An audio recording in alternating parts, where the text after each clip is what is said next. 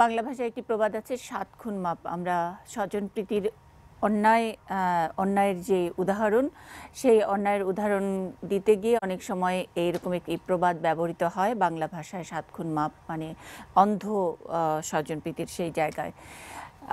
নারায়ণগঞ্জে যখন নাকি 2014-এর এই রোমহর্ষক ঘটনাটি ঘটল, 7 মার্ডার, যেটা বহুল আলোচিত, এবং এই ঘটনাটির পরপরই নানান দিক থেকে নানা রকমের গুঞ্জন শোনা যাচ্ছিল, সন্দেহ দেখা দিচ্ছিল, কারণ এলিট ফোর্স র্যাবের সম্পৃক্ততার পরপরই এটা নিয়ে নারায়ণগঞ্জবাসী এবং গোটা বাংলাদেশ একটু হতাশায় পড়েছিল। আদৌ কি এই হত্যাকাণ্ডের বিচার পাবে বাংলাদেশ?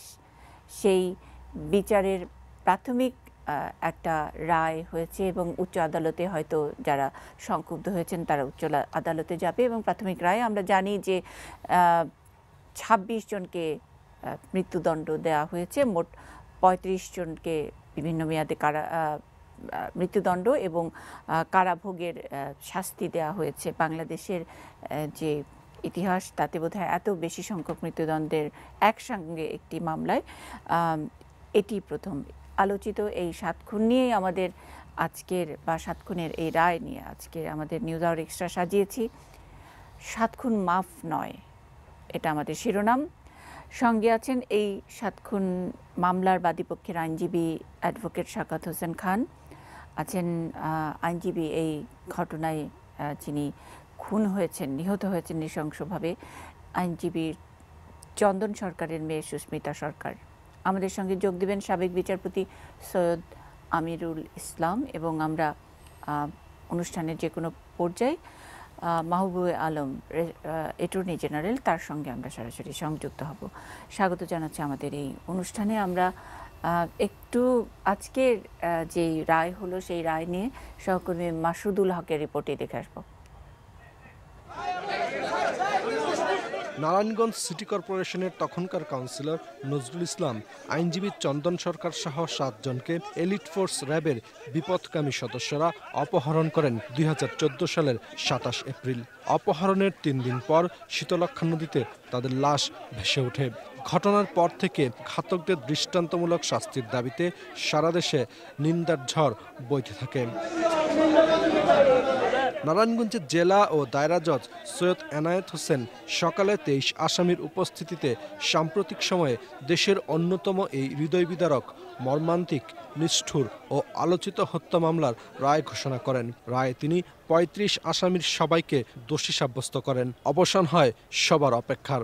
নূর হোসেন এবং লেফটেন্যান্ট কর্নেল তারেক সাইদ মোহাম্মদ, আরিফ হোসেন এবং লেফটেন্যান্ট কমান্ডার মাসুদ রানা সহ মোট 26 জন আসামির সর্বোচ্চ শাস্তি বিজ্ঞ আদালত প্রদান করেছেন মৃত্যুদণ্ড। এর মধ্যে 3 জন পলাতক। বাকি 9 জনের মধ্যে 2 জনকে 17 বছর এবং 5 জনকে 10 বছর এবং বাকি 2 জনকে 7 বছরের সশ্রম কারাদণ্ডে দণ্ডিত করেছে। ফৌজদারি বিচার ব্যবস্থায় এত আসামিকে মৃত্যুদণ্ডের রায় দেওয়ার ঘটনা খুব কম ঘটেছে। মৃত্যুদণ্ড পাওয়া নূর হোসেন পূর্ব পরিকল্পিতভাবে অর্থের বিনিময়ে র্যাবকে ব্যবহার করে তার প্রতিপক্ষ ওয়ার্ড কাউন্সিলর নজরুল ইসলামকে অপহরণের পর হত্যা করেন। এই হত্যাকাণ্ডের পেছনে প্রধান হোতা হিসেবে তাকে চিহ্নিত করা হয়। ঘটনার পর ভারত পালিয়ে গেলে তাকে দেশে ফিরিয়ে আনা হয়। মৃত্যুদণ্ড পাওয়া র্যাব 11-র তখনকার কমান্ডিং অফিসার তারেক সাইদ মোহাম্মদ দুর্যোগ ব্যবস্থাপনা মন্ত্রী মোফাজ্জল হোসেন চৌধুরীর জামাতা। মন্ত্রীর জামাতা হয়েও সর্বোচ্চ দণ্ডের রায় থেকে তার রক্ষা হয়নি।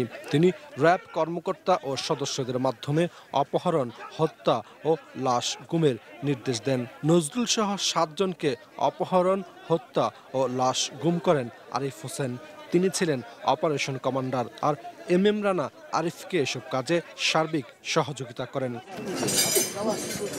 নিয়ম অনুযায়ী মৃত্যুদণ্ড অনুমোদনের জন্য রায় হাইকোর্টে পাঠানো হবে। আসামিপক্ষ রায়ের বিরুদ্ধে আপিল করবে। আসামি মনে করে যে এই রায়ের প্রতি তার প্রতি অবিচার করা হয়েছে, আমার আসামি উচ্চ আদালত আপিল করবে। এই রায় আমরা খুবই সন্তুষ্ট। এখন আমরা চাই যাতে এই রায়টা দ্রুত কার্যকারিতা করা হোক এবং হাইকোর্টে যাতে এই রায়টা বহাল থাকে। রায়ের পর আদালত প্রাঙ্গণে আইনজীবীরা মিছিল সমাবেশ করেন। মানুষের জানমালে নিরাপত্তা দেয়া আইনশৃঙ্খলা রক্ষাকারী বাহিনীর দায়িত্ব, কিন্তু কারো ব্যক্তিগত লাঠিয়াল হিসেবে মানুষ হত্যা করা তাদের দায়িত্ব ও কর্তব্যের মধ্যে পড়ে না। নারায়ণগঞ্জের 7 খুনের ঘটনায় জড়িয়ে তারা র্যাবকে কলঙ্কিত করেছেন। র্যাবকে এই দুর্নাম বয়ে বেড়াতে হবে অনেক দিন। মাসুদুল হক, এটিএন নিউজ, নারায়ণগঞ্জ। আমি সুস্মিতা সরকার একটু আপনার কাছে জানতে চাই, খুবই মানে হয়তো নিষ্ঠুর কাজগুলো আমরা করি সাংবাদিকরা, কিন্তু তারপরেও এই যে বাবার এভাবে চলে যাওয়া, তিনি আসলে এর মধ্যে কোনো কিছুর মধ্যে তিনি একজন সত্যি সত্যি ভিকটিম বলতে যে কথাটা বোঝায় সেটা ভিকটিম, তিনি পথে যাচ্ছিলেন, দেখে ফেলেছেন। সেই কারণে আমরা যে কথাটি বলছিলাম যে প্রথমে কি মনে হয়েছে নাকি যে এটার বিচার পাবেন না কখনো? এই দীর্ঘ 2014 থেকে আজকে 2017-তে কথা বলছি। বিচার প্রক্রিয়া হচ্ছিল স্বাভাবিকভাবে, মানে তদন্ত হচ্ছিল, এগোচ্ছিল, তো তারপরও একটা তো শঙ্কা থাকে, প্লাস মাইনাস মনে হয় যে আদৌ কি হবে কি হবে না, কারণ বাংলাদেশে এরকম রেকর্ড একটু রেয়ার, তো একটু তো শঙ্কা ছিলই। কিন্তু মানে বিশেষ করে র্যাবের সম্পৃক্ততা প্রমাণিত হবার পরে এবং এখানে প্রভাবশালীদের যার পর নাই প্রভাব নারায়ণগঞ্জে, এবং এটা নিয়ে তুমুলা মানে রাজনীতি উলটপালট হয়ে যাওয়ার মতন একটা অবস্থা, সেই ক্ষেত্রে মানে ভিকটিম পরিবার হিসেবে আপনারা কতটা কনফিডেন্ট ছিলেন যে পাবেনি? সেটা আসলে 50-50 ছিল যে আদৌ কি হবে কি হবে না। তবে বিশ্বাস ছিল একটা, যে আমাদের সাথে প্রধানমন্ত্রী আশ্বাস দিয়েছিলেন অনেক আগেই যে উনি এটার একটা কিছু করবেন। প্লাস আমাদের আইনজীবী সমিতি নারায়ণগঞ্জের, ওরা প্রচুর ভূমিকা পালন করেছে। সাংবাদিক বলবো, সাধারণ মানুষ, প্রশাসন, মানে সবার ভূমিকা খুব অ্যাক্টিভ ছিল। আমরা সেক্ষেত্রে অনেক আশাবাদীও ছিলাম যে না, হয়তো হবে, যেভাবে এগোচ্ছে হয়তো হবে। আজকে রায়ের পরে মানে বাবার কোন কথাটা বেশি মনে পড়ছে? বাবা একটা কথা খুব বলতেন যে ভালো কাজ কখনো বৃথা যায় না। কথাটা অনেকের মুখেই শুনি, কিন্তু সত্যিকার অর্থে কেউ প্রমাণ দিয়েছেন, সত্যিকার অর্থে সারা জীবনের শেষ মুহূর্ত পর্যন্ত কেউ রক্ষা করেছেন, এরকম দৃষ্টান্ত খুব কম। তো সেটাই, বাবার সে কথাটাই মনে হচ্ছে যে না, একজন সৎ মানুষ ছিলেন, তার সাথে ন্যায় বিচার হয়েছে, সেটাই বেশি মনে হচ্ছে আসলে। এই ঘটনার অ্যাডভোকেট সাখাওয়াত হোসেন, মানে বাদীপক্ষের অন্যতম আইনজীবী, আপনি নেতৃত্ব দিয়েছেন। যেটা সুস্মিতা বলছিলেন যে আইনজীবীদের সকলে একসাথে হয়ে একজোট হয়ে যেভাবে নেমেছেন, সেটারই কি ফলাফল এটা, নাকি আমরা আইনের শাসনের প্রতি এক ধরনের আস্থা এই ফলাফল থেকে আমরা পাচ্ছি? ধন্যবাদ আপনাকে।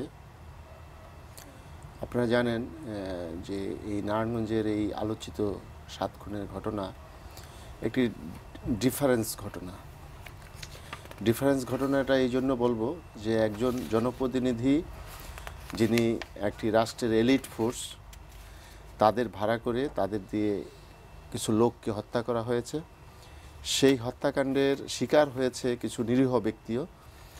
সেই নিরীহ ব্যক্তির মধ্যে অন্যতম হলেন আমাদের সিনিয়র আইনজীবী অ্যাডভোকেট চন্দন সরকার এবং 2 জন ড্রাইভার, যারা খুবই অসচ্ছল পরিবারের সদস্য, যাদের আয়ে তাদের ফ্যামিলিগুলো চলতো। সেই ধরনের এবং অন্যান্য অসচ্ছলতা কিছু না, মানে এই সবের কোনো ঘটনার কোনো কিছুর সঙ্গে তারা নয়। আর চন্দন সরকারটা তো আরও নয়, মানে উনি শুধু জাস্ট একজন পথচারী হিসেবে উনি যে সে এই অপহরণের ঘটনা দেখে ফেলেছিল, সেই দেখার কারণেই আজকে তাকে এই নির্মম হত্যাকাণ্ডের শিকার হতে হয়েছে। আপনারা জানেন যে এই হত্যাকাণ্ডের পর থেকে প্রথমে তো অনেকে ভীতির মধ্যে ছিল একটা, যে র্যাবের বিরুদ্ধে কথা বলা যাবে না। ওই সময় আমি আইনজীবী সমিতির সভাপতি ছিলাম। তো প্রথম আমি আইনজীবীদের সংগঠিত করি, এবং একটা বিষয় আপনি দেখবেন, এই বিষয়টার বিষয়ে নারায়ণগঞ্জ না শুধু সারা বাংলাদেশের আইনজীবীদের মধ্যে দল মত নির্বিশেষে আপনারা দেখবেন একটা ঐক্য সংগঠিত হয়েছিল। ঢাকা থেকে আপনার সরকারি দল বলেন, বিরোধী দল বলেন, সকল মতের আইনজীবীরাই কিন্তু নারায়ণগঞ্জে আমাদের সাথে সহমর্মিতা প্রকাশ করার জন্য এবং এই হত্যাকাণ্ডের বিচারের জন্য তারা গিয়েছেন এবং আমাদের সাথে একাত্মতা করেছেন। সারা বাংলাদেশে সাধারণ মানুষ যেরকম আন্দোলন সংগ্রাম করেছে, আইনজীবীরা ঠিক একই রকম আন্দোলন সংগ্রাম করেছে। আরেকটা বিষয় হলো যে এই যে হত্যাকাণ্ডের বিচারের যে আমি মনে করি টার্নিং পয়েন্টটা হলো যে সময় আপনার 27 এপ্রিল ঘটনাটা ঘটলো, 8-9 তারিখ হয়ে যাওয়ার পরও যে সময় আমরা কোনো কুল কিনারা পাচ্ছিলাম না, আইন শৃঙ্খলা বাহিনী শুধু কাছে গেলেই আমাদের বলতো যে আপনারা উপরে যান, উপরে যে কথা বলেন আমরা কিছু না, আপনারা উপরে যান। ওই সময় আমরা দেখলাম যে এখানে কিছু পাওয়া যাবে না, আমরা সাথে সাথে আমরা হাইকোর্টের যারা সিনিয়র লয়ার রয়েছেন দল নির্বিশেষে সবার কাছে আমরা গিয়েছি। সেখানে আমরা একটা রিট পিটিশন দায়ের করি। সেই রিট পিটিশনটা দায়ের করার পরে আপনি দেখেছেন যে মহামান্য উচ্চ আদালত একটা আদেশ দেন যে র্যাবের 3 জন উচ্চপদস্থ কর্মকর্তাকে গ্রেপ্তার করে তাদেরকে জিজ্ঞাসাবাদ করার জন্য। সেই আদেশটাই আমি মনে করি এই মামলার ইসের ক্ষেত্রে টার্নিং পয়েন্ট হিসেবে কাজ করেছে। তাদের গ্রেপ্তার করার পরে তারা যেভাবে এই হত্যাকাণ্ডের ক্লু উদ্ঘাটিত হয়েছে। আপনারা জানেন যে এই যে আজকে যে হত্যাকাণ্ডটা এই নূর হোসেন, সেই নূর হোসেনে ওদিন এই দানব হওয়ার পিছনে কিন্তু নারায়ণগঞ্জের যে তৎকালীন প্রশাসনকে আমি দায়ী করব এবং নারায়ণগঞ্জের মানুষও কিন্তু সেই দায়ীটা করে। আপনারা দেখবেন যে হত্যাকাণ্ডের বিচারের পাশাপাশি নারায়ণগঞ্জের মানুষ ওই সময় কিন্তু এই নূর হোসেনকে আশ্রয় প্রশ্রয় দিয়ে এই দানবে পরিণত করার ক্ষেত্রে এই তৎকালীন ডিসিএসপি এবং অন্যান্য পুলিশ কর্মকর্তাদের ভূমিকার কারণে তাদের বিরুদ্ধে প্রথমে আন্দোলনটা গড়ে ওঠে যে এই প্রশাসনকে নারায়ণগঞ্জ থেকে প্রত্যাহার করতে হবে। সাথে সাথে সরকার মানুষের পালস বুঝতে পারে এবং তাদেরকে প্রত্যাহার করা হয়। সেক্ষেত্রে পরবর্তীতে যেই কর্মকর্তাদের নিয়োগ দেওয়া হয় তারা কিন্তু মোটামুটি দক্ষতার পরিচয় দিয়েছে এবং এই হত্যাকাণ্ডের প্রশাসন প্রত্যাহার নিয়ে আমার প্রশ্ন আছে। আর দানব হয়ে ওঠা, এই দানব হয়ে ওঠা নিয়ে আমরা নূর হোসেনের দানব হয়ে ওঠা নিয়ে সহকর্মী ইমরান হোসেনের রিপোর্টটা দেখব এবং এর মধ্যে নিশ্চয়ই আমরা আমাদের আমি শেষ করি। শেষ করুন। তো এখন প্রশাসনকে প্রত্যাহার করা হয়। পরবর্তীতে আপনি দেখবেন যে এই হত্যাকাণ্ডের বিষয়গুলো নিয়ে কিন্তু একটা বিশাল তদন্ত হয়। তদন্ত হওয়ার সময় আপনি দেখবেন যে 21 জনকে গ্রেপ্তার করা হয়। এই 21 জন সবাই কিন্তু এই যে হত্যাকাণ্ডটার 3টা পর্যায় রয়েছে, একটা হলো অপহরণ, তারপরে খুন, তারপরে হলো গুম। এই ঘটনাগুলির মধ্যে কে কোন পর্যায়ে কিভাবে অংশগ্রহণ করেছে সকল বিষয়গুলো কিন্তু আজকে এই যে 21 জন স্বীকারোক্তিমূলক জবানবন্দি দিয়েছে সেই বিষয়গুলি কিন্তু বের হয়ে এসেছে। এছাড়া আপনার দেখবেন প্রকাশ্য দিবালোকে রাজপথ থেকে এই অপহরণটা করা হয়েছে। সেই সময় চারিদিকে দুই দিকেই রাস্তায় যানজট হয়ে যায়, সেখানে সাধারণ মানুষ কিন্তু এটা প্রত্যক্ষ করে, তারাও কিন্তু প্রত্যক্ষদর্শী সাক্ষী হিসেবে আদালতে এসেছে। আপনি জানেন 106 জন সাক্ষী যারা আদালতে এসেছে এবং এই মামলাটা যে আজকে বিচার হলো, আমি মনে করি এই বিচারের ক্ষেত্রে এই যে বিচার বিভাগের প্রতি এবং ন্যায় মানুষের কিন্তু একটা আস্থার যে ঘাটতি ইতিপূর্বে পরিলক্ষিত হয়েছে, সেই কিছু কিছু ক্ষেত্রে সেই বিষয়টা এখানে আমি মনে করি যে এখানে মানুষের একটা আস্থা ফিরে আসবে। এরকম যেমন সিলেটে আপনি দেখেন রাজন হত্যা মামলা, সেই মামলাটা অনেক দ্রুততার সহিত বিচার হয়েছে। খুলনাতে একটা হত্যা মামলা সেটাও কিন্তু হয়েছে, রাকিব হত্যা, এবং এই নারায়ণগঞ্জের এই যে 7 খুনের মামলা, এই 7 খুনের মামলাটা আমি মনে করি একটা বিশাল মামলা। এখানে 127 জন সাক্ষী এবং অনেক পরিপার্শ্বিক অবস্থায় এই বিচারটা যে করেছে আমাদের সিনিয়র জেলা ও দায়রা জজ সৈয়দ এনায়েত হোসেন, আমি তার ধৈর্যের প্রশংসা করি। সে এমনও দেখেছি যে সন্ধ্যা পর্যন্ত উনি সাক্ষী নিয়েছে এবং সাক্ষী নিয়ে এই যে আজকে হত্যাকাণ্ডের বিচারটা করেছে, আমি এটাকে একটা ডিফারেন্স অন্যান্য ঘটনাগুলির থেকে এটা একটা ডিফারেন্স বলবো। তো আমি মনে করি এই যে ডিফারেন্স ঘটনাটা, এটা এখন বাস্তবে যত বাংলাদেশে যে কোনো ঘটনাই ঘটুক বিচার মানে বিভাগ যাতে এই ধরনের ভিউ নিয়ে ডিফারেন্ট ঘটনাটাই যেন একটা ইউনিক উদাহরণ থাকে এবং সবারই সুস্মিতা সরকারের মতো সবারই অধিকার রয়েছে। ভিকটিম যারাই হয়েছে, অন্যায়ভাবে যারা এই ভিকটিম হয়েছে, তাদের পরিবারের কিন্তু বিচার পাওয়ার একটা অধিকার রয়েছে, যেন এটা একটা উদাহরণ হিসেবে থাকে। একজন দর্শক আছেন ফোনে, ফোন নেব এবং বিরতিতে যাব। হ্যালো। হ্যালো, জি, আসসালামু আলাইকুম। ওয়ালাইকুম আসসালাম। তো আমি দুইটা প্রশ্ন করতে যাচ্ছি। একটা প্রশ্ন হলো যে নারায়ণগঞ্জের 7 খুনের মামলার আওয়ামী লীগের লোক হওয়া সত্ত্বেও যে বিচার হলো, তো এটা তো জ্বলন্ত প্রমাণ যে আওয়ামী লীগ বিচার বিভাগের উপর হস্তক্ষেপ করে না। আর দ্বিতীয় প্রশ্ন হলো এই তারেক সাইদ শুধু এই 7 খুন করে না, এর আগে অনেক জামাত বিএনপির অনেক লোক উনি খুন করছে। তদন্ত করলে ওই খুনের রহস্য সব উদ্ঘাটন হবে। উনি একবারে এত কিছু করতে পারেন, এত সাহস ওনার হয় না। এই প্রশ্ন আসলে আপনি কাকে করছেন? তারেক সাঈদের প্রশ্ন তো আর আমরা এখানে উত্তর দিতে পারবো না, জানি না সাকাত হোসেন খান উত্তর দিবেন কিনা। আর আপনি বলেছেন যে বিচার বিভাগের উপরে আওয়ামী লীগ হস্তক্ষেপ করে কিনা, সেটার একটা উদাহরণ আপনি আপনার মন্তব্য করেছেন। অনেক ধন্যবাদ আমাদের সঙ্গে থাকার জন্য। আমরা একটা ছোট্ট বিরতিতে যাব।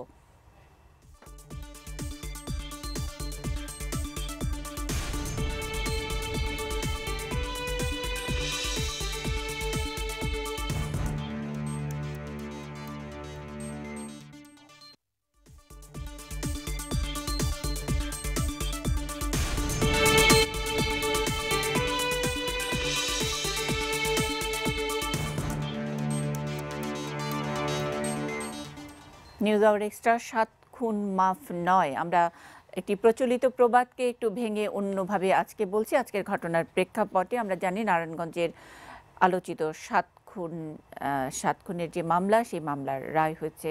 সৈয়দ আমিরুল ইসলাম সাবেক বিচারপতি, তিনি আমাদের সঙ্গে আছেন অ্যাডভোকেট সাকাত হোসেন খান, 7 খুন মামলার বাদীপক্ষের আইনজীবী, এবং আইনজীবী চন্দন সরকারের মেয়ে সুস্মিতা সরকার। আমরা সকলেই জানি যে এই 7 খুনে যিনি অন্যতম ভিকটিম আইনজীবী চন্দন সরকার, তিনি ওই রাস্তা দিয়ে যাচ্ছিলেন এবং দেখে ফেলেছেন ঘটনাটি, সে কারণেই তাকে আসলে এই 7 খুনের অন্যতম একজন ভিকটিম হতে হলো।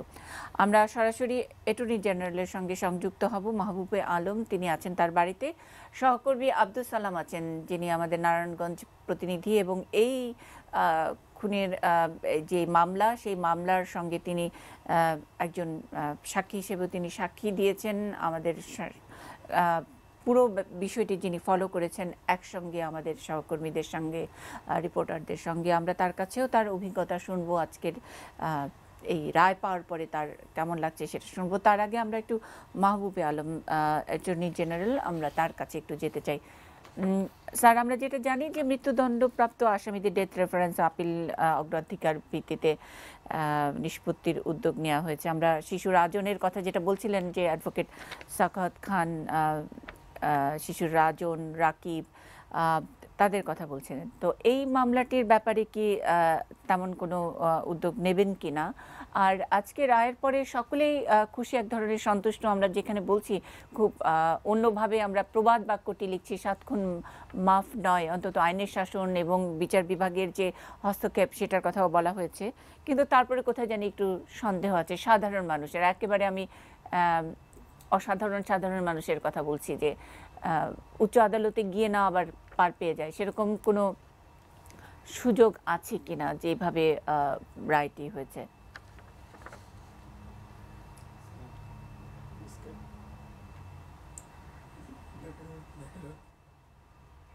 তার কারণ হলো, আপনার দেখেন এই ঘটনাটা যখন ঘটলো তার সাথে সাথেই কিন্তু সরকার একটি গণতদন্ত কমিশন করেছিলেন একজন এডিশনাল সেক্রেটারিকে দিয়ে, এবং সুপ্রিম কোর্টের হাইকোর্ট ডিভিশনের একটি বেঞ্চ আপনার স্বপ্রণোদিত হয়ে একটা রুল ইস্যু করেছিলেন যে এই ব্যাপারে তদন্তের ব্যাপারে কি করা হচ্ছে, এবং তদন্তের ব্যাপারে সাধারণ যে পুলিশ কর্তৃপক্ষ তাদের উপরে এবং সিআইডির উপরে, উভয় বিভাগের উপরেই রুল ইস্যু করা হয়েছিল। তাদের কার্যক্রম কতখানি এগোচ্ছে, কি তারা করছেন, এই ব্যাপারে হাইকোর্ট সবসময় জানতে চেয়েছে, এবং এই রিপোর্টগুলো কিছুদিন পরে পরেই গণতদন্ত কমিশনের রিপোর্ট এবং আপনার এমনি পুলিশ এবং সিআইডি তারা তদন্ত কার্য কতখানি এগিয়ে নিচ্ছে এই ব্যাপারে রিপোর্টগুলো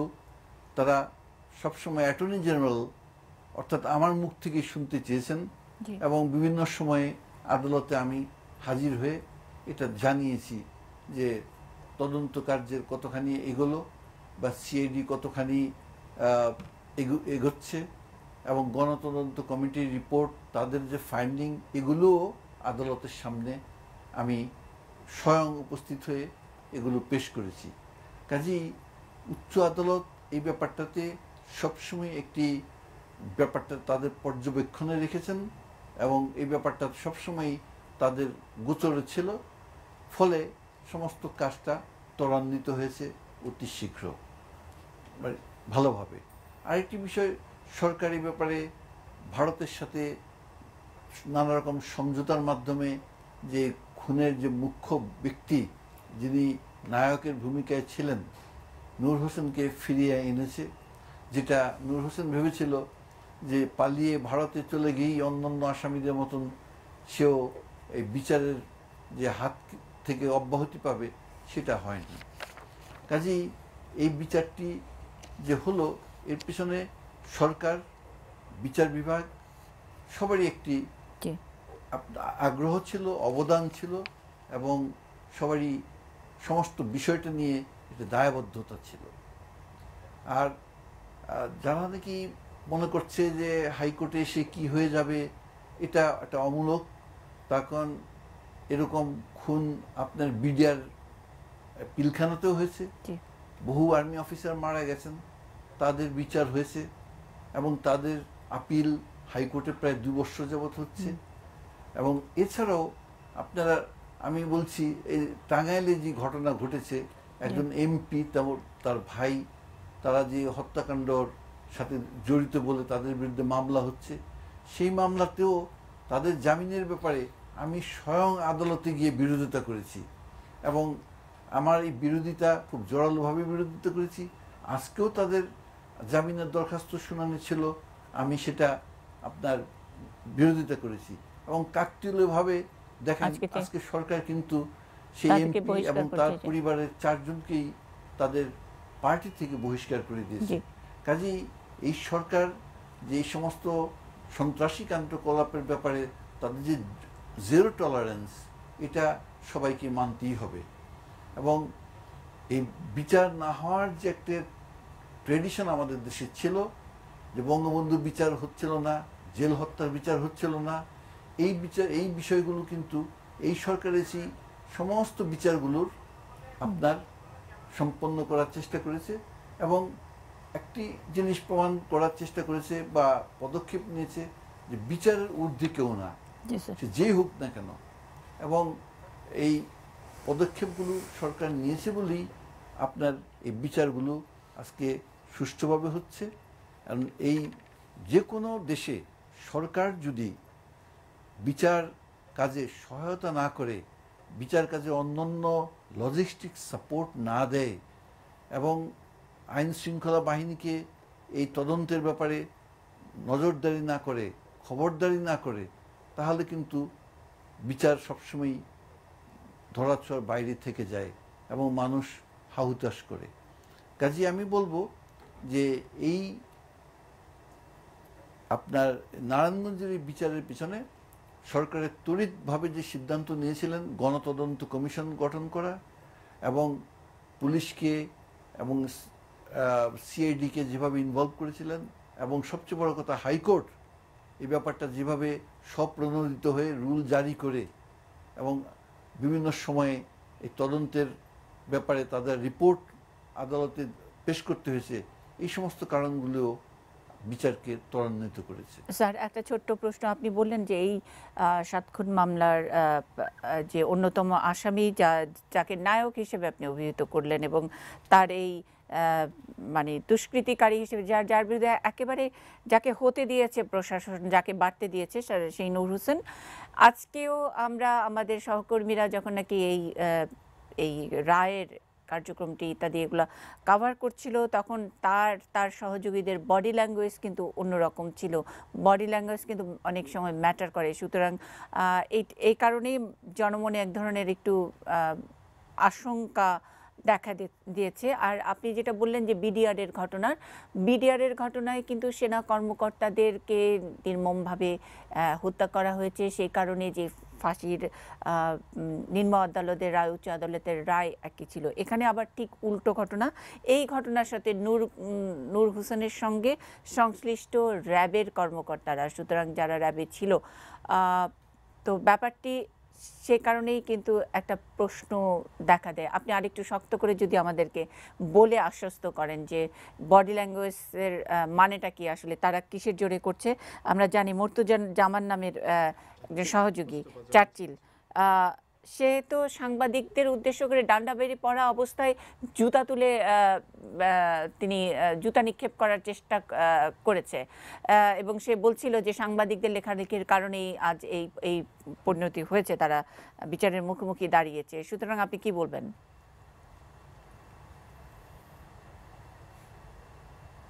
দেখেন, যারা নাকি এই সমস্ত খুনের সাথে সম্পৃক্ত হয় তাদের মানবিক মূল্যবোধ এত নিচে নেমে যায়, তারা মানবিক মূল্যবোধহীনতায় পরিণত হয় তাদের সমস্ত চিন্তা চেতনা।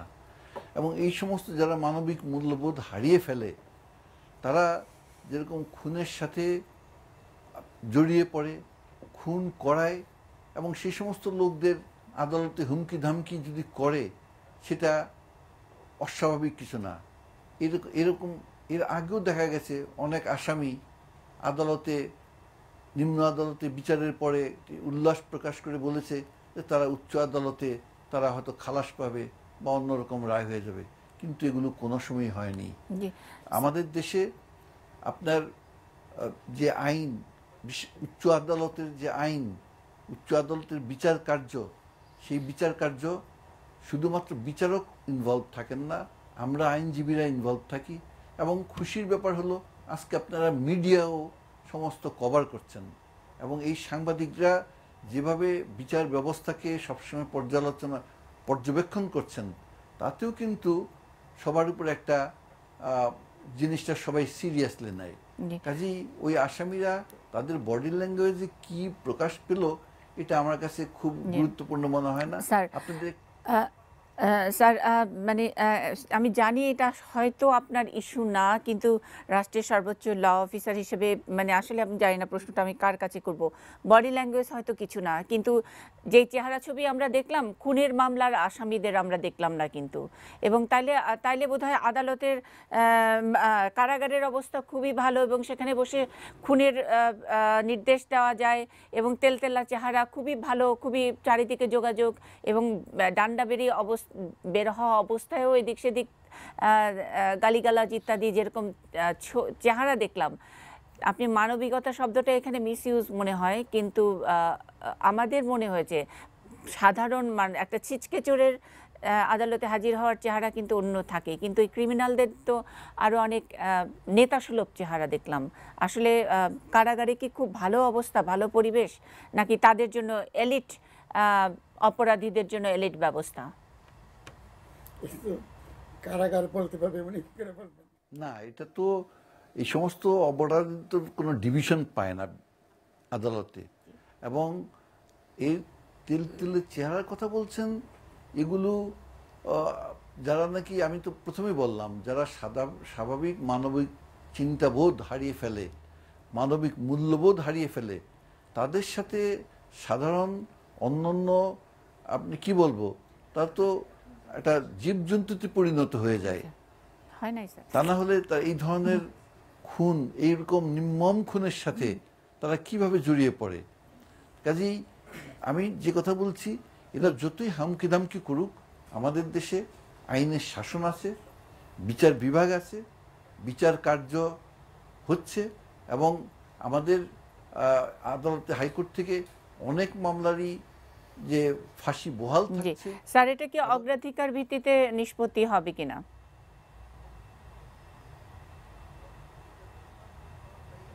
সবারই ফাঁসি হবে বা কারোই ফাঁসি হবে না, সমস্ত কাগজপত্র হাইকোর্টে আসবে, আসার পরে আমরা যারা আইনজীবী আছি সরকারকে, আদালতকে সহায়তা করার জন্য আমরা নিশ্চয়ই এই মামলাটি খুব সিরিয়াসলি আমরা দেখব এবং সিরিয়াসলি আমরা আদালতকে সহযোগিতা বা সাহায্য করার চেষ্টা করব as an officer of the court.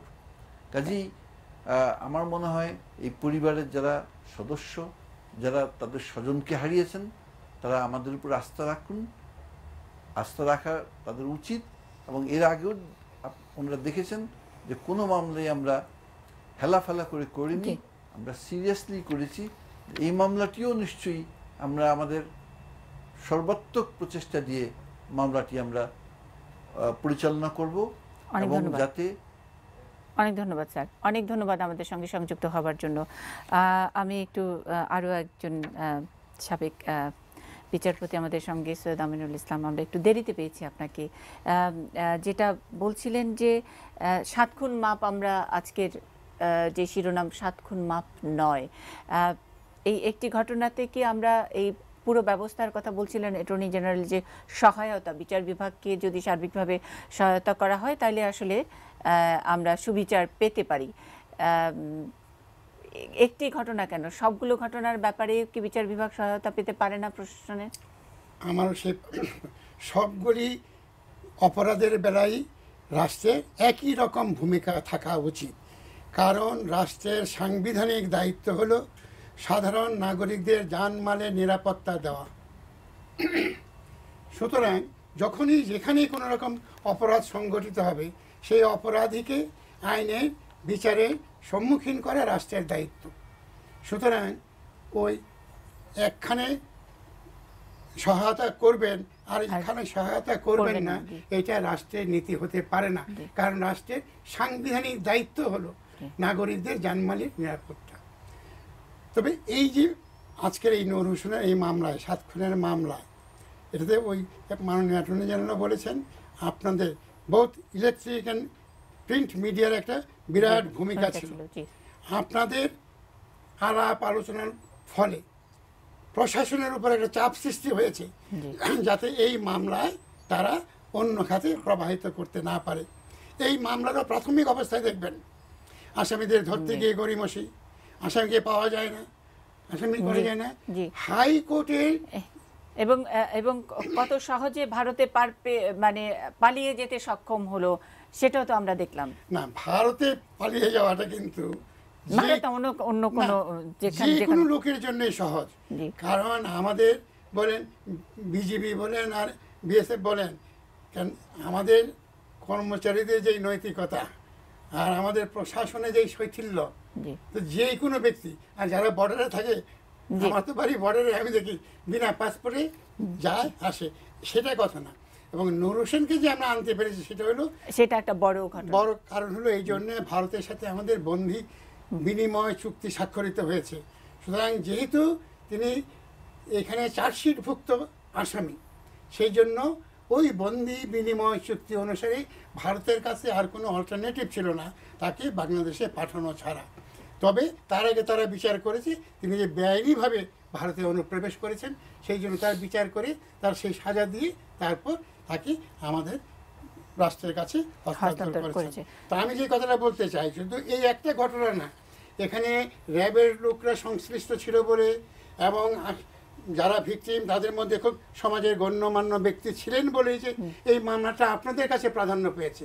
কিন্তু আমি যদি একটা রাস্তার সাধারণ মানুষ হই, আমার পিতা যদি খুন হয়, আমিও কিন্তু ওই আর্টিকেল 35 অফ দ্য কনস্টিটিউশন অনুযায়ী ত্বরান্বিত বিচার, পাবলিক অ্যান্ড স্পিডি ট্রায়ালের অধিকারী আমিও।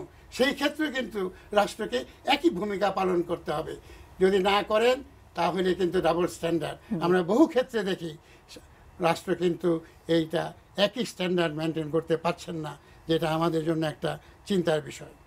আমরা একটা বিরতিতে যাব। বিরতির পর আমরা যে কথাটি আমিরুল ইসলাম বলছিলেন যে সাংবাদিকদের ইনভলভমেন্ট, সাংবাদিক এবং সুশীল সমাজ, আইনজীবীরা তো অবশ্যই সহকর্মী চন্দন সরকারের কারণে হয়তো আজকে সাখাওয়াত হোসেন খান তিনি এটার নেতৃত্ব দিয়েছেন, তিনি ওখানে মিছিল মিটিং থেকে সবাইকে অর্গানাইজ করা থেকে শুরু করে অনেক কিছু করেছেন, সেটার একটা সম্মিলিত ফলাফল আজকে হয়তো পাওয়া গেল।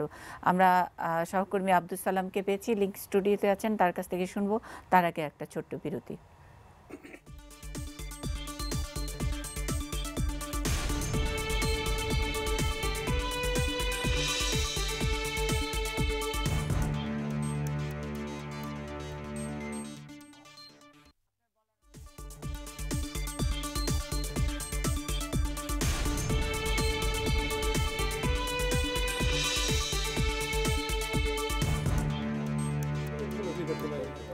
নিউজ আওয়ার এক্সট্রা দেখছেন। 7 খুন মাফ নয় আজকের নিউজ আওয়ার এক্সট্রার শিরোনাম। আপনারা জানেন বাংলা প্রবাদের কথা এবং স্বজন প্রীতির একটি খুবই বাজে উদাহরণ হিসেবে অনেক সময় অনেকে বুঝাতে গিয়ে বলেন 7 খুন মাফ।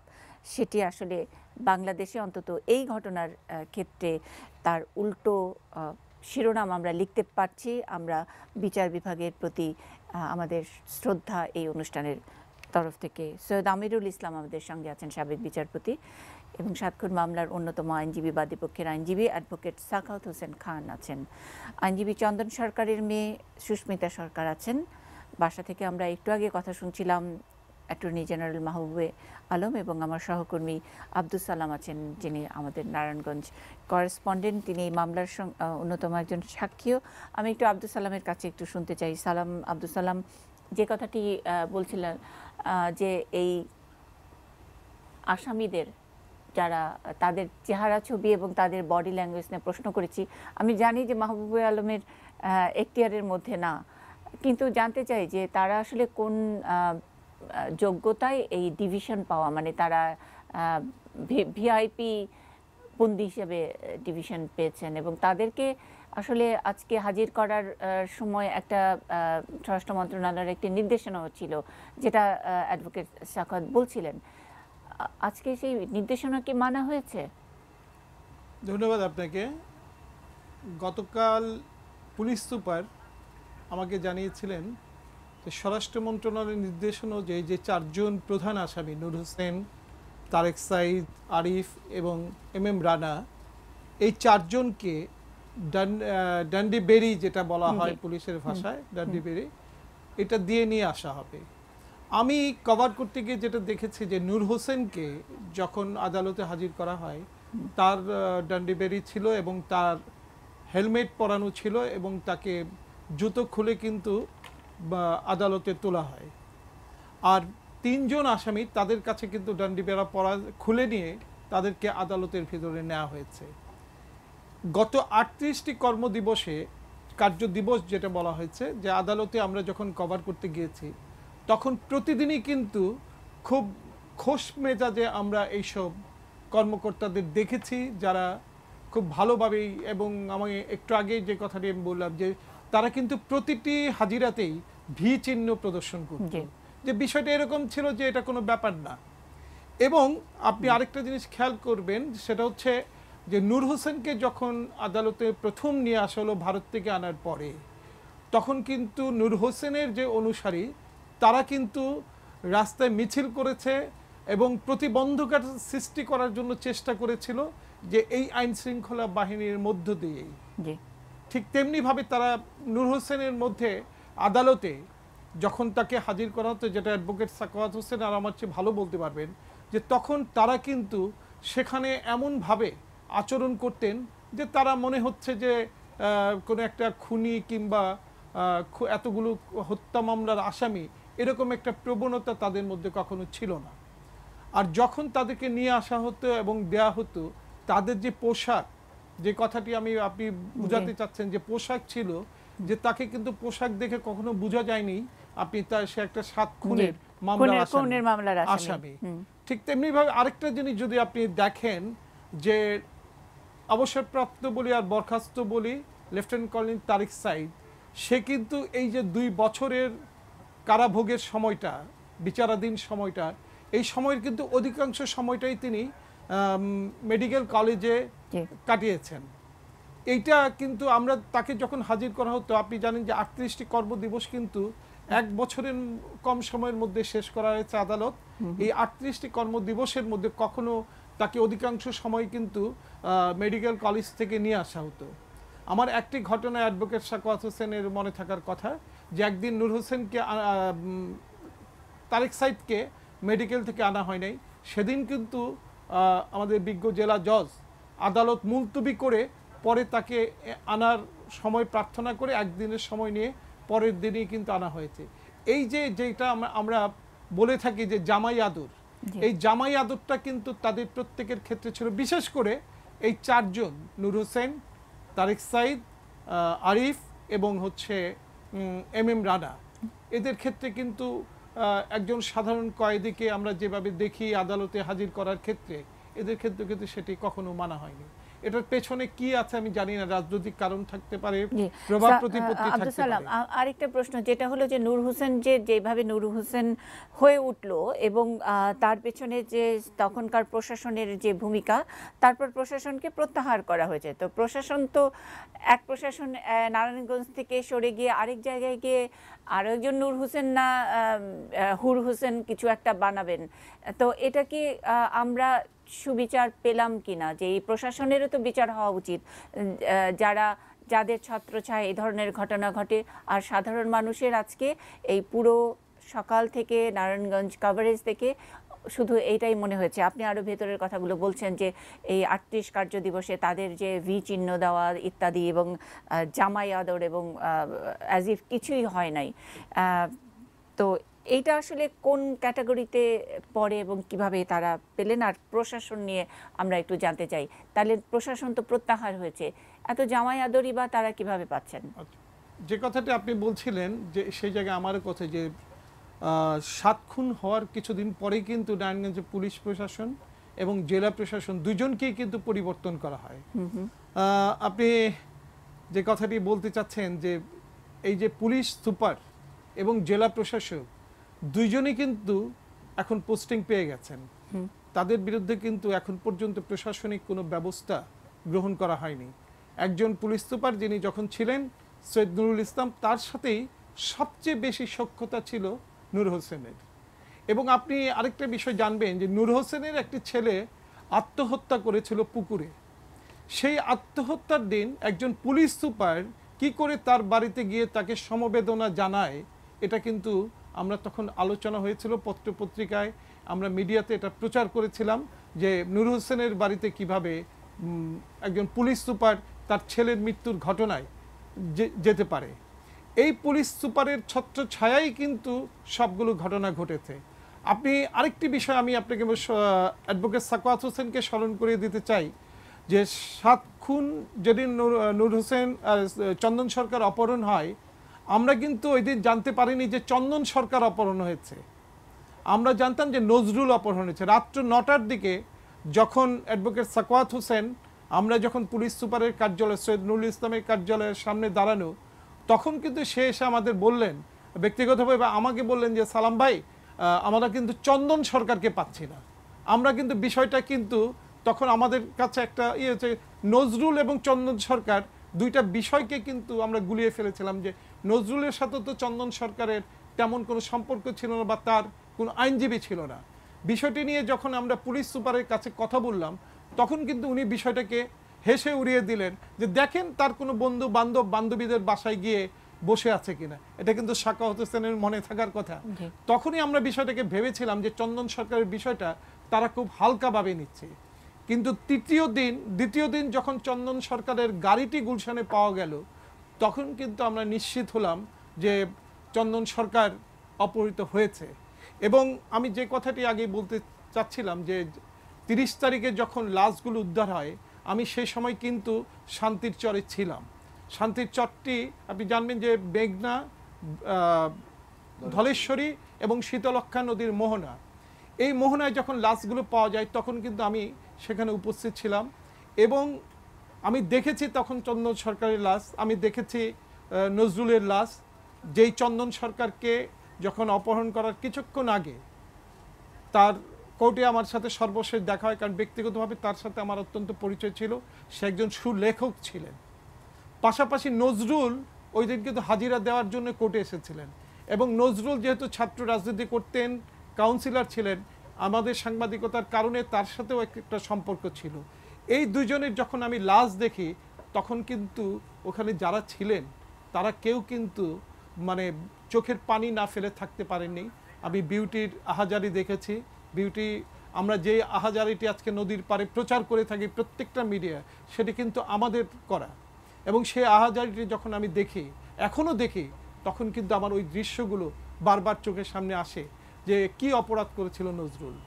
আমরা অ্যাডভোকেট সাখাওয়াত হোসেন আরও ভালো বলতে পারবেন যে যদি ওই সময় প্রশাসনকে বদলি করা না হতো, এবং আইনজীবীদের চাপের মুখেই কিন্তু প্রশাসনকে বদলি করতে সরকার বাধ্য হয়েছিলেন, তা না হলে হয়তো আমরা এই স্বল্প সময়ের মধ্যে এই ৭ হত্যা মামলার চার্জশিট কিংবা এই মামলার রায়টা এত দ্রুত পাওয়া সম্ভব ছিল বলে আমার মনে হয় না। সেই সময়কার প্রশাসনের কথা বললেন, তাদেরকে সরিয়ে দেওয়া হয়েছে, প্রত্যাহার করা হয়েছে, তা ওনারা হয়তো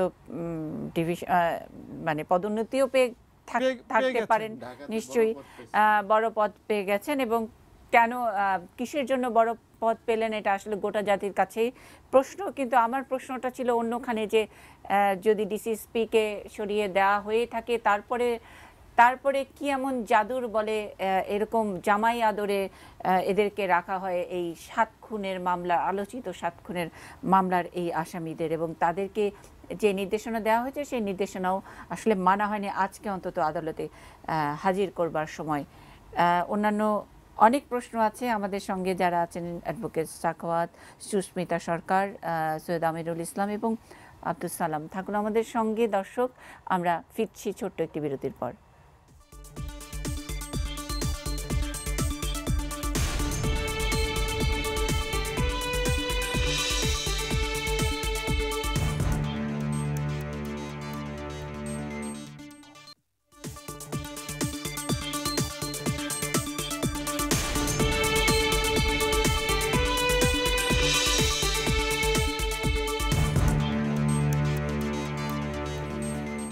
নারায়ণগঞ্জের বহুল আলোচিত ৭ খুনের মামলার রায় নিয়ে আজকের আলোচনা। আমরা শিরোনাম রেখেছি ৭ খুন মাফ নয়।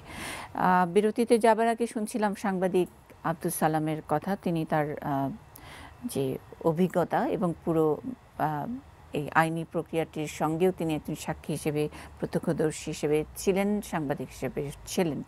আমি একটু বিচারপতি আমিরুল ইসলাম, আপনার কাছে আসার আগে মূল যিনি আইনজীবী, বাদীপক্ষের আইনজীবী সুস্মিতা, আপনার যদি কোনো কিছু একজন নাগরিক হিসেবে, শুধু ভিকটিম পরিবারের সদস্য নয়, বাংলাদেশের একজন স্বাধীন মানুষ হিসেবেও যদি এই বিষয়টি নিয়ে, পুরো আইনি প্রক্রিয়া নিয়ে যদি কোনো মন্তব্য থাকে আপনি করতে পারেন। আমি একটু যাচ্ছি অ্যাডভোকেট সাখাওয়াত হোসেন খানের কাছে।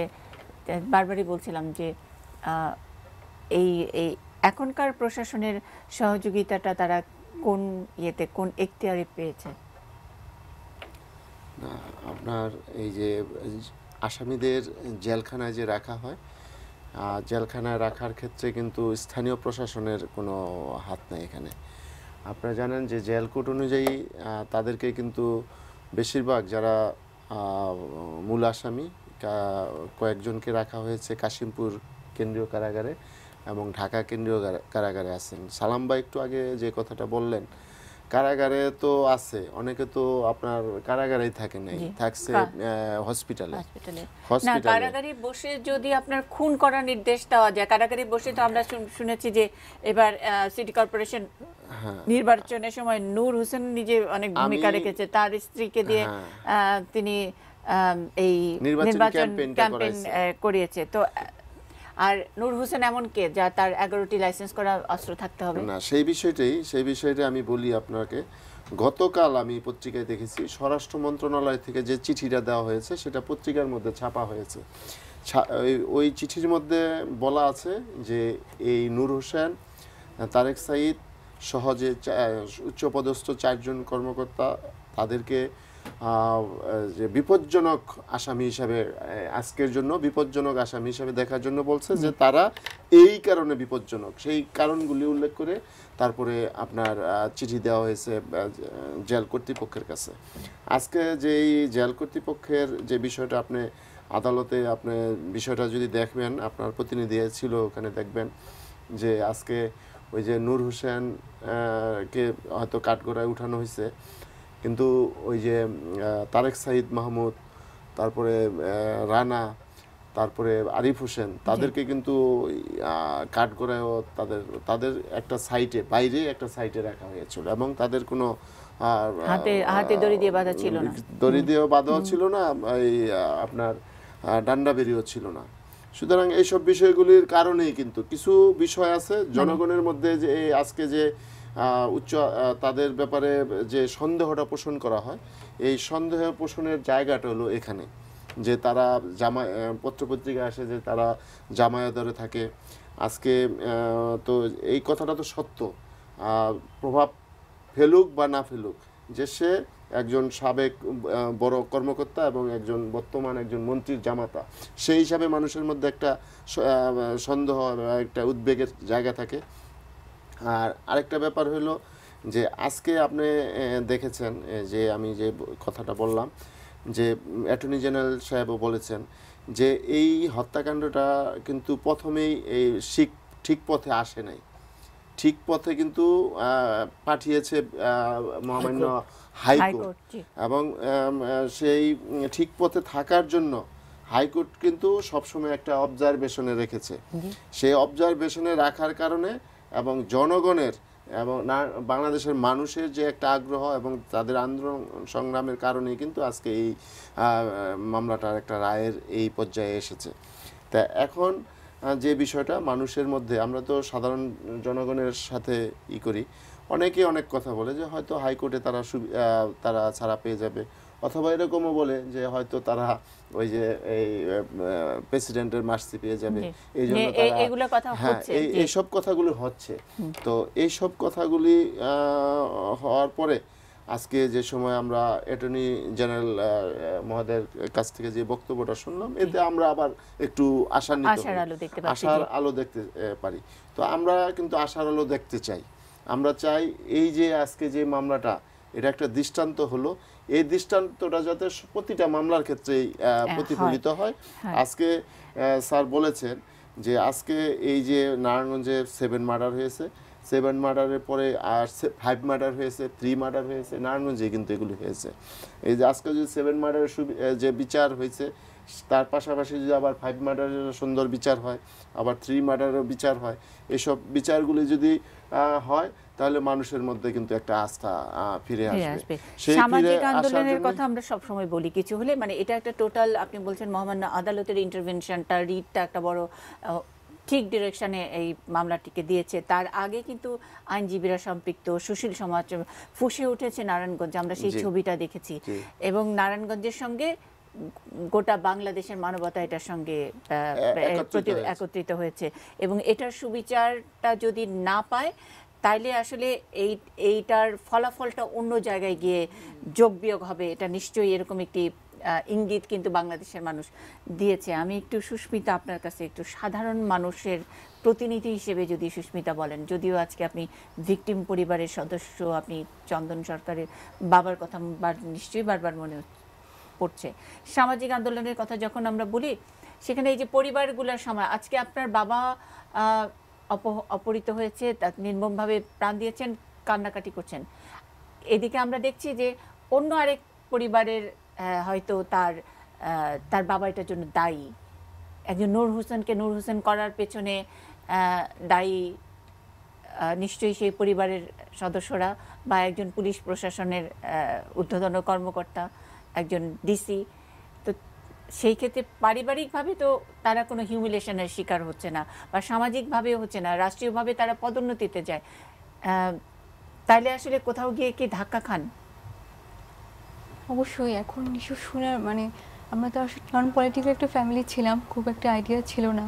এই ঘটনার পর আসলে অনেক কিছু দেখছি যেটা আসলে খুব খারাপ লাগছে, কারণ এটা তো শুধু আমার বাবার হয়েছে দেখে আমি এখন ফিল করতে পারছি অন্যান্য ফ্যামিলিতে আরও কি হতে পারে। তো অবশ্যই এটা দুঃখজনক, কারণ একটা ফ্যামিলির উপর কী যে আসে সেটা ওই ফ্যামিলি ছাড়া আর কেউ ফিল করতে পারবে না, এবং এটা ওদেরকে অনেক দিন বয়ে নিয়ে যেতে হয়, হয়তো সারা জীবন। যেমন রায় হবে কি হবে না, যে প্রথমে আমাকে জিজ্ঞেস করেছিলেন, সত্যি বলতে কালকে সারা রাত আমার ঘুম হয়নি, স্টিল নাও মানে আমার একবার মনে হচ্ছে হবে, একবার হবে না। তারপর যে কোর্টে গেলাম, সেই কোর্টে বাপিকে সারা জীবন দেখেছি, সেই কালো কোট পরে সবার জন্য ন্যায় বিচারের জন্য চাইতে, আজকে ওখানে বাপির জন্য শুনতে হবে, এটা অনেক আনএক্সপেক্টেড ছিল আমার জন্য। এখনও আমরা মেন্টালি মানতে পারিনি, মানে কালকোট পরিজন আমার সামনে যাচ্ছে, এখনও মনে হচ্ছে এখনই ঘুরে বাপিকে দেখবো। মানে হঠাৎ করে এমন একটা ঘটনা আছে, এখনও আমাদের মেন্টাল সাপোর্টটা হয়নি। বিশেষ করে আমার ছোটো বোন তো এখনও, ওর সাথে বাবার লাস্ট কথা হয়েছিল যে কোচিংয়ে নিয়ে যাবে বাপি ওকে, সেটার মধ্যেই ও এখনও ঘুরপাক খাচ্ছে স্টিল নাও। মানে বাপি ঘটনাটা 27 এপ্রিল, আর মেয়ের ফার্স্ট উইকে ওর এক্সাম ছিল A-level, স্টিল নাও 2.5 বছরে ওর কতবার পরীক্ষা দিয়েছে কিন্তু এখনও পাশ করেনি। ও এখনও, ওর খালি মনে হয় বারান্দায় বসে থাকে যে না বাপি আসবে। ও মেন্টালি এটাই করতে পারেনি, ডেড বডি ওকে দেখানো হয়নি, মানে আমরা তো সরাসরি মানে যে প্রসিডিউরে বাসায় আসেনি, ও বুঝতেই পারে না। বোমা ছিল 7 দিন, আর স্বাভাবিক ডেথ না, আমরা তো দৌড়াদৌড়িতে ছিলাম, তো ওর দিকে দেখতে পারিনি তখন যে ও একটা ঘর আটকে বসেছিল। এসব ছোটোখাটো অনেক ঘটনা হয়তো সবার কাছে মনে হবে, কিন্তু আমরা জানি যে এগুলোর মূল্য কীভাবে দিতে হয় একটা ফ্যামিলিকে। তো আমার বাবা অনেক, এখন আপনারা সবাই জানেন যে সবার জন্য অনেক কিছু করতেন। বাবা আসলে আমাদের জন্য ওরকম ব্যাংক ব্যালেন্স ওভাবে রাখেনি, বাবা রাখতে পারতেন, যখন যেখানে মানুষকে পেয়েছেন শুধুই সাহায্য করতেন। একটা সময় আমাদেরও খারাপ লাগতো যে সবাই যতভাবে চলে আমরা তো ভাবে না, তো বাপি বলতো যে না, দোয়াটা টাকা দিয়ে আসে না, সবারই টাকা থাকে কিন্তু এই দোয়াটা আমি পাবো না। আজকে আমি প্রাউড ফিল করি যে আমাদের হয়তো কষ্ট হয়েছে ফিনান্সিয়াল হঠাৎ এই ঘটনায় আমাদের, কিন্তু প্রাউড যে আসলে বাপি জীবনের শেষ মুহূর্ত পর্যন্ত এটা প্রমাণ করে দিয়েছেন। সে যে শুধু প্রত্যক্ষদর্শী না, আমাদের এমন শুনছি সে আসলে একটু প্রোটেস্টও করতে চেয়েছিলেন যে না, বাপির যেটা স্বভাব ছিল কোনো অন্যায় দেখলেই ঝাঁপিয়ে পড়বো। তো বাপি এত বড় একটা আত্মত্যাগ দিয়েছেন, আমরা অনেক সাফার করেছি, কিন্তু আমাদের এটাই প্রার্থনা, বাপিরও হয়তো সেটাই থাকবে যে এরকম যেন আর কারোর সাথে না হয়। তাহলে তার এত বড় একটা আত্মত্যাগের কোনো একটা মূল্য হলো।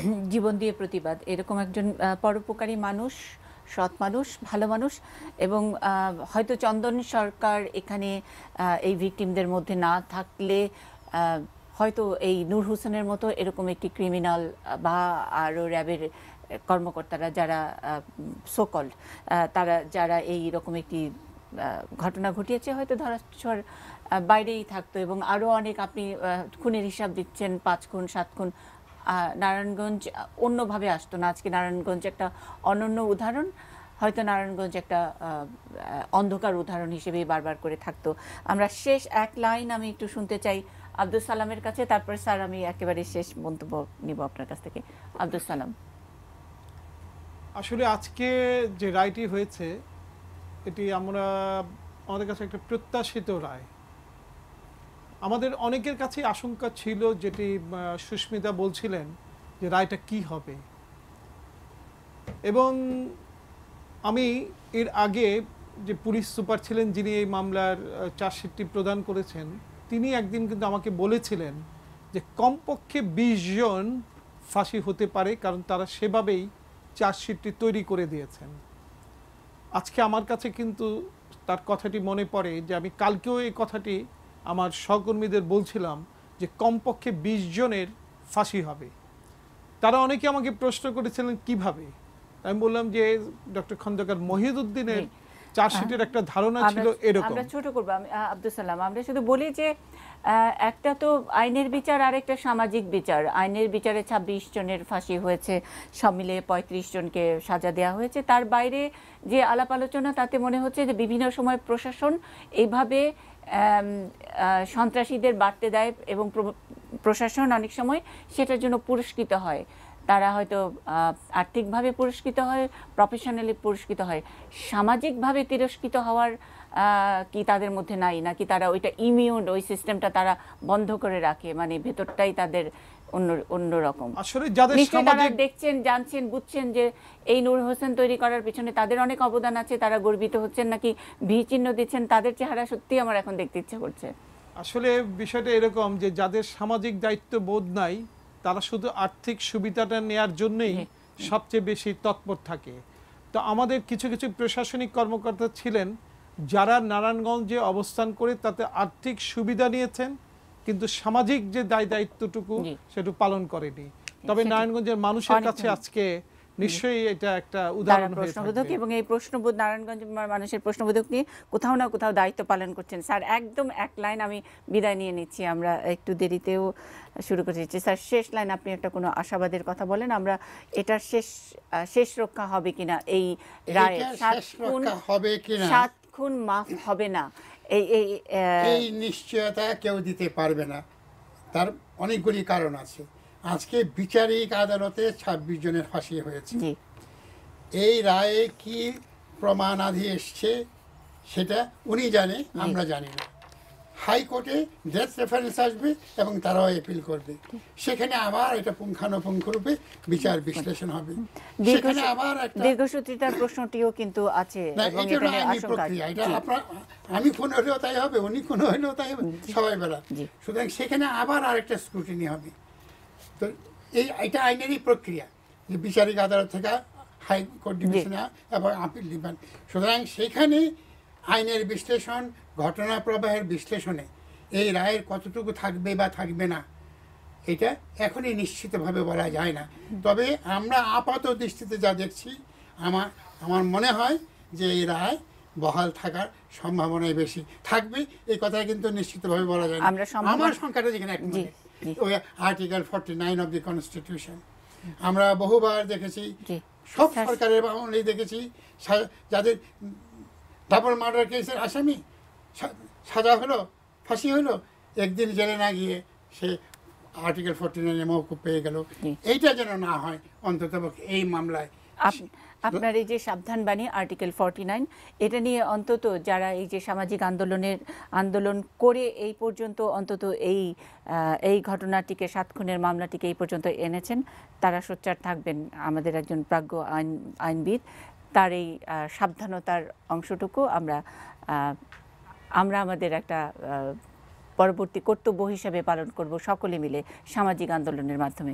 অনেক অনেক ধন্যবাদ এটি নিউজের সঙ্গে থাকার জন্য।